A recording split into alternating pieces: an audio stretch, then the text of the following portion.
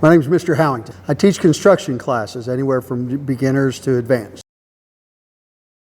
The beginners are building birdhouses. It's a good project because they learn to cut angles, bevels, and they learn fastening with hammers and nails, nail guns, screws, and painting. They can learn like all the aspects of like framing a building or a house to finishing it.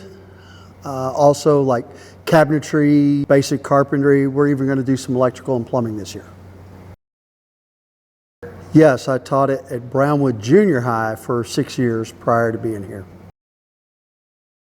I hope to help people be employable, right? Even if it's not in the construction trade, but learn about being a successful employee somewhere, or perhaps someday a business owner. First off, they have to take a safety test before they can ever even come in the shop.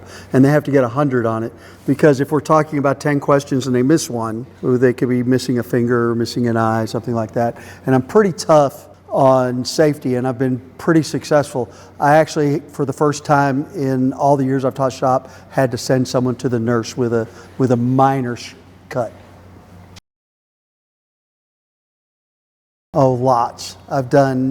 I can build a house and take it apart and put it back together and do every aspect of the house with the exception of the brickwork or the air conditioning. I know I'm not a licensed electrician, but I know how to do all the electrical. I know how to do all the plumbing, the framing, the concrete, the drywall, flooring, all of it. I can do all the aspects of building a house.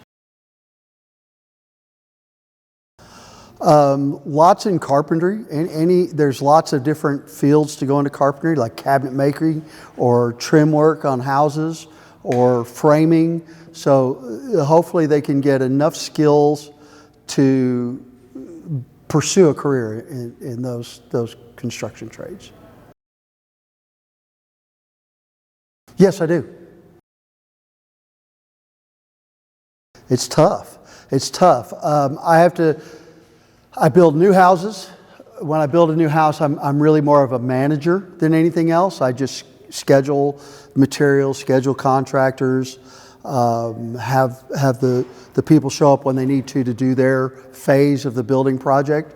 So that's really not so hard to do, because that's mostly phone calls, an early morning visit before school, an after school visit after school, and I can manage building a house. I've done several houses that way while teaching school. And then I also do like remodeling and repair work. They have to understand that I have to do that evenings and weekends outside of school hours. It's huge. It's untapped and it's unlimited. There's so much work in between retiring from teaching the first time and coming back to teaching. I was a contractor here. But my biggest problem was not that I couldn't find work. I got more work than I could do, but I couldn't get people to show up for work. In 3 years, I went through 75 employees because they just don't show up to work. They just quit coming. There's people in this town that I owe money to for working that have never even come back to get their last check. Yeah, there's too many that don't want to work, and it ended up getting my business in a bind. Here it's wide open because there's a lack of quality contractors in this town. There's some quality ones here. There's a few that are around, but there's not enough to handle the workload. There's an unlimited market for new houses or for remodel and repair. I put my livelihoods in the hands of children. To me, 14 to 18-year-olds are children. I'm an old man, right? I'm fixing to be a great-grandfather. But students, right? I'm putting my livelihood in the hands of students. And